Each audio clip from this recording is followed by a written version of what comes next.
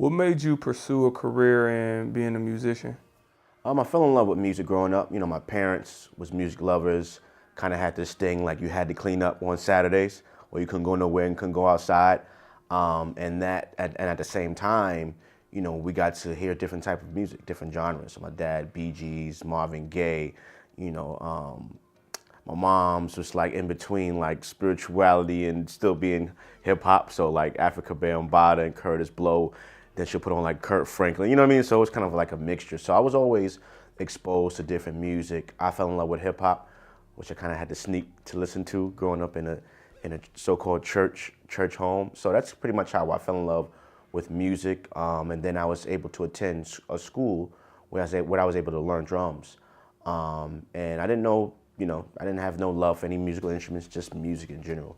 And sat down on the drum set one day and it was like love at first sight. And then I tried to pursue the rap thing. And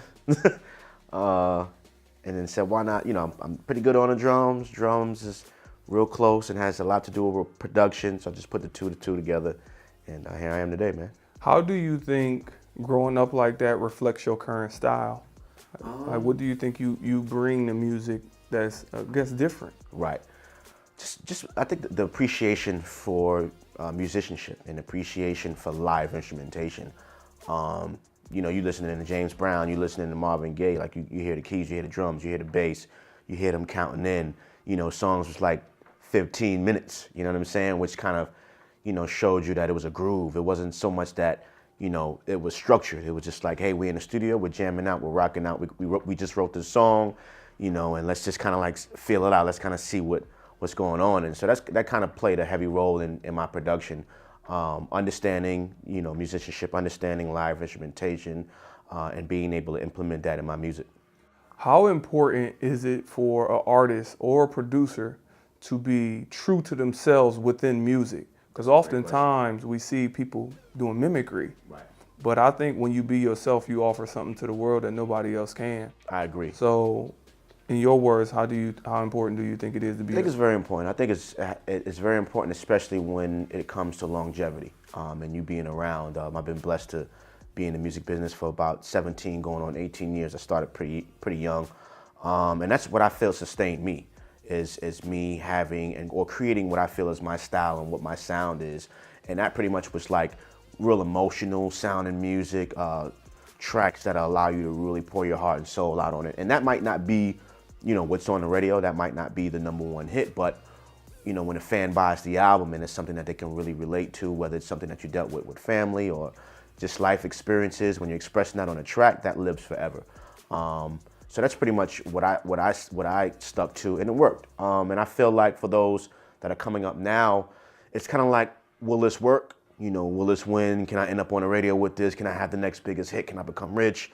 And none of those things was my focus when I started, and it's still not to this day. It's more so of what feels good to me. How do I feel when I finish creating this track? What do I feel like when a Chris Brown or Trey Songz or a different artist pours their heart and soul and we share with the world, and there's somebody in Japan that say, yo man, this song that you made touched my heart. This song, I was dealing with the same thing when it came to my grandmom's, or so that really matters to me. And to me that goes a lot further than a song that you put together that you feel will work or be successful. Yeah, I love that, the authentic self. Yes, sir. Because as I said before, I noticed that it's a copycat industry, and it's a machine. Right. Have you ever been asked to, we want you to just make this carbon cutout, and how do you feel when somebody proposed that to you?